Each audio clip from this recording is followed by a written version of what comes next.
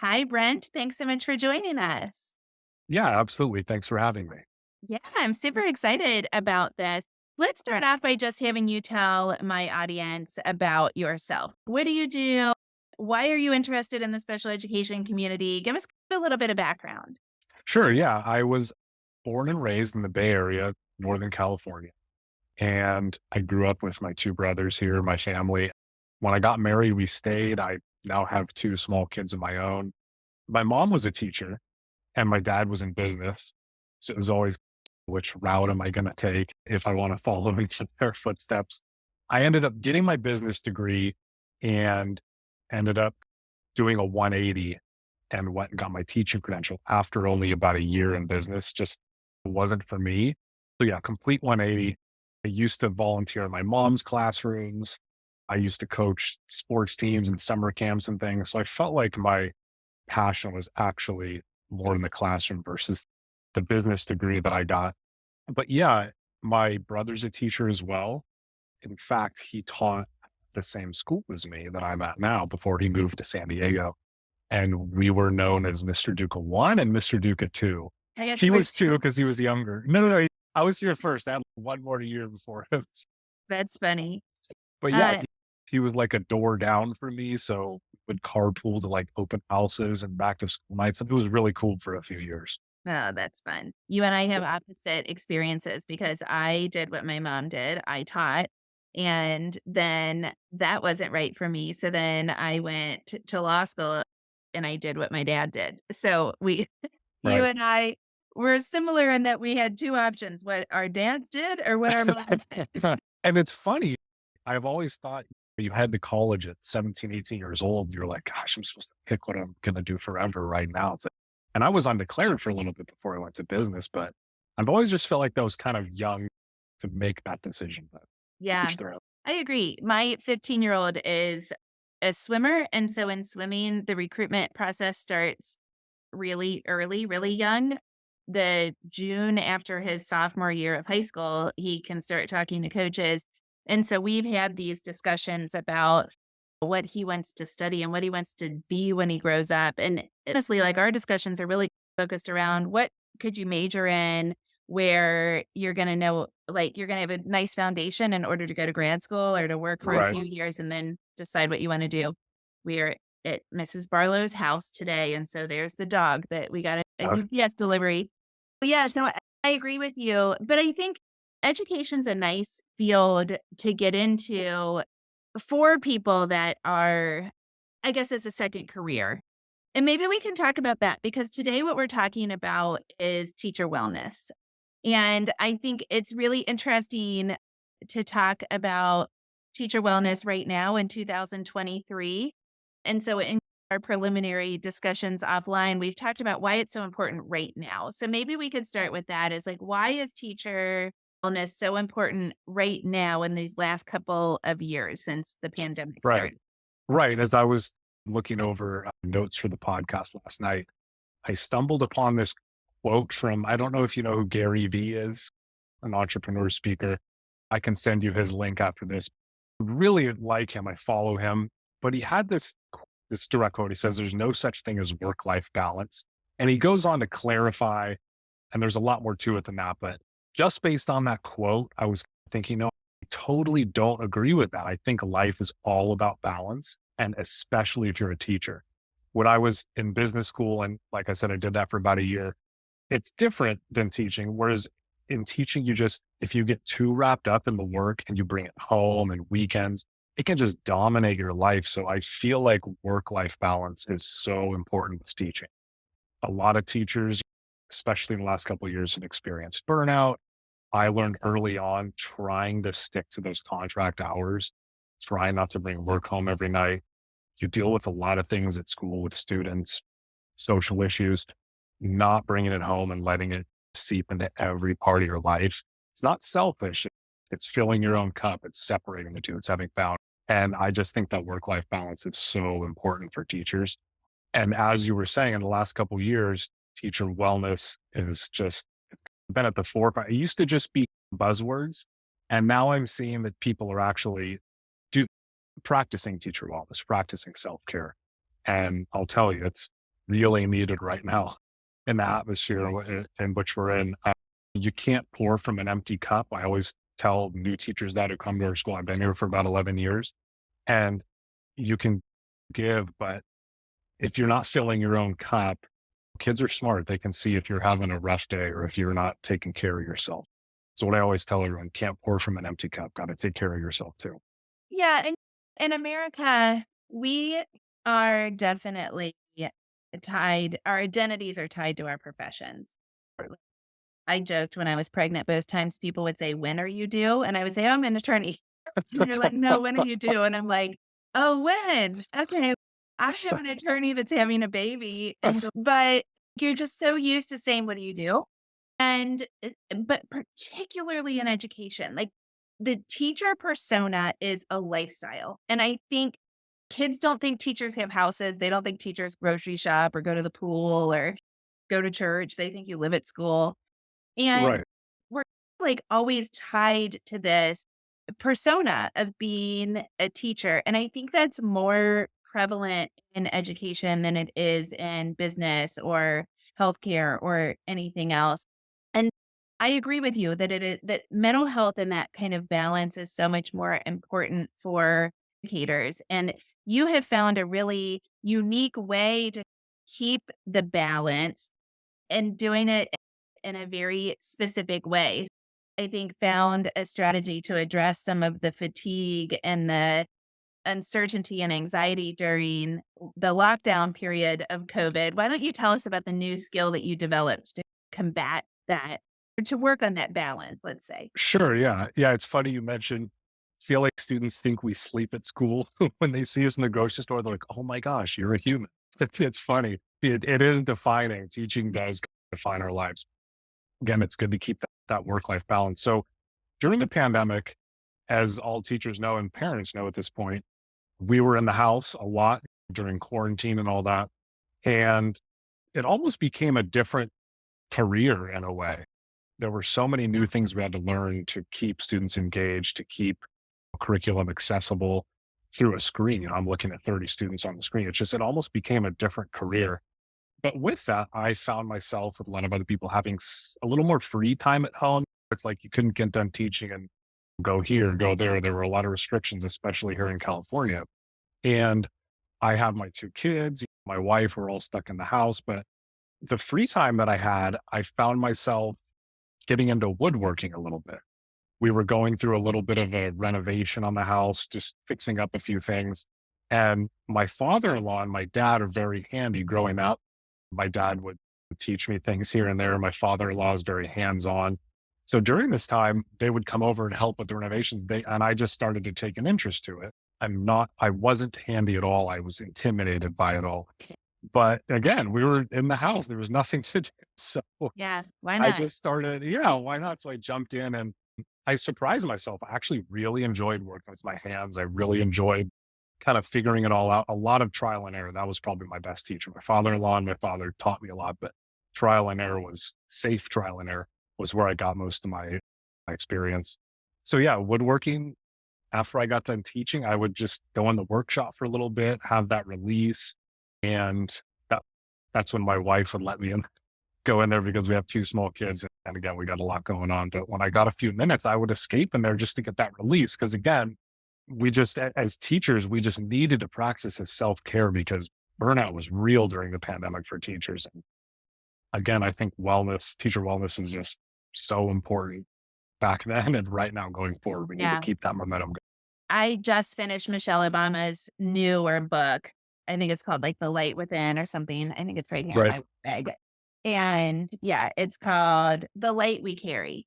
And she started knitting during the pandemic. She taught herself how to knit using YouTube. And she talks about how that was an outlet for her and it kept her hands busy so that she was doing something with her hands. I have always found that I have anxiety. I was born with anxiety, and then I was in an accident when I was 15 and I got chronic PTSD. And so when my anxiety it just ebbs and flows. And when it's more significantly affecting my life, I find that if I've got a craft to do, like sometimes I'll just start baking bread, like twice a week, I'll bake bread. Or I like to do needlepoint and cross stitch, and I'll be like, "Oh, I Mhm. need a project." And then I'll think back on it. Now I've got the wisdom to know that I feel anxious, I need a project. But when I Right. was younger, all of a sudden I'd be like, "Why am I so into baking?" And I'm like, "Oh, because I need to create something." And I think right now I'm trying to set that example for my kids because kids can feel icky and just dive right into technology. And if we're setting the example of feeling icky and creating something and stepping away from the stressors, whether that's work or that's something social or it's just like the daily grind, I Right. think we're setting a much better example for kids too. Do you see that happening? Yeah, absolutely. Going back to what you said about needlepoint, knitting, baking for you, it's like when you get in that zone, you're just in it and the world disappears. And it's almost like my wife used to call it taking a hard break. If you take a break while scrolling or while doing this, it's not really a break from your job. If you really just allow yourself to disappear, these hard breaks, you come back feeling so refreshed. So the baking, totally understand that. It's just like when I go out in the workshop, everything just disappears. You get that hard break. And yeah, kids, like I was saying earlier, kids are smart. They catch on easily and they can see what side of the bed you woke up on and they can see how you're doing. Even if they can't verbally tell you that, like their nonverbal reactions to us, you can totally see that they pick up on things. So Yeah. it's important for my students, but also my own children as well. Yeah. So you took your work with your woodworking and you made a business of it. You like really made lemonade out of the lemons of 2020. So tell us about the business that you started.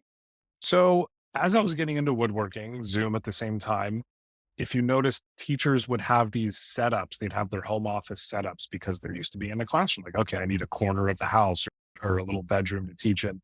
And they'd have posters behind them and they'd have things set up. And I wanted to make something for teachers that would brighten up the workspace a little bit while also keeping it organized. So I started creating items. I was woodworking, creating these items for teachers to display on their desks that would say their names or maybe a funny saying they had for their class and also an organization piece where they would put their pencils or put their markers and display it on their desk.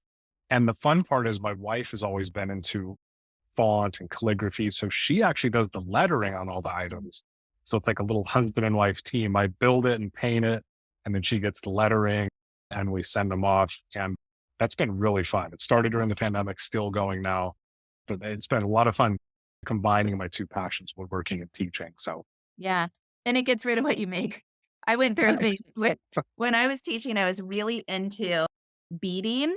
yeah. And so beads, I mean, people can make the most gorgeous glass bead. And I just really loved putting the colors together and making jewelry out of it. But Mhm. I could make 15 necklaces. You know, I didn't have kids and I would work until like 9 o'clock at night, but I wasn't tired till 11. So I would sit and, I don't know, watch whatever I was watching and make necklaces. I'd cover my entire ottoman and I'd be like, okay, that's all. But that felt really great to me. That's what I liked. But I was Right. like, oh my God, I need more money to make more beads. And So so much inventory. yeah, yeah, so I would start selling it too, I'd have little parties. Yeah, that's super cool. So, what it seems to me, following you on Instagram, what you sell the most is, like, those pencil holders and kind of desk things and clipboards and stuff like that for teachers, is that right? That's right. Yeah. And again, initially, I sent some to a few teachers I met on social media and the teachergram world, and they were displaying them and it caught on. And then I opened up a little Etsy shop and then more teachers were ordering and it became this little business. At 9 o'clock at night, my wife would be like, oh man, I have to write these five pencils. It's kind of a funny thing between us, but I would get them done. We'd send them out, made us a lot busier. And then what I noticed is family, her parents started to order them for their kids' little desk areas at home where they were doing. They were ordering them for the child's teacher when they returned in person or when they had some kind of hybrid format when they returned to school.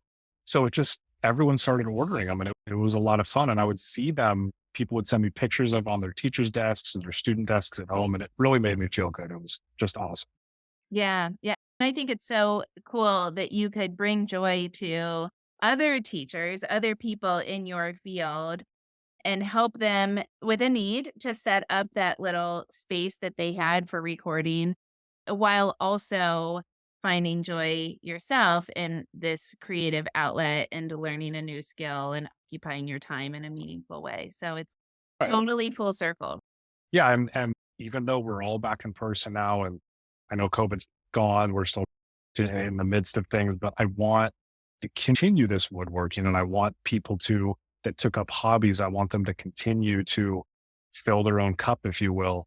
Going forward, we know how important teacher wellness is now, so I really just want those things to continue. Yeah, and I think that's one tool or strategy that people can utilize if they are feeling overwhelmed. I connect with a lot of teachers here at Ashley Barlow Company, and the idea of fatigue has entered so many different conversations with so many people over the last couple of years. So it's obviously pervasive. And I think people have found other outlets, right? There's counseling and there's exercise and there's Yep. connecting with other people, learning a new skill, doing a hobby. There are so many ways to address those feelings, whatever the feelings are that are associated with all of these changes.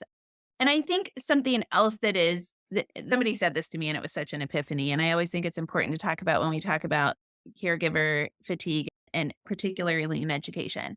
So the field of education changed entirely. You guys had to totally relearn how to do your jobs.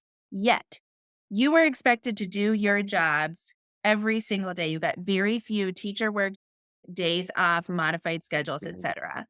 In every other industry except for healthcare, which was changed through the pandemic, you got COVID days, you got work days, you got the ability to work from home differently. Like the demands were lowered incredibly. In education, the demands were higher and you were expected to keep up the same level of performance.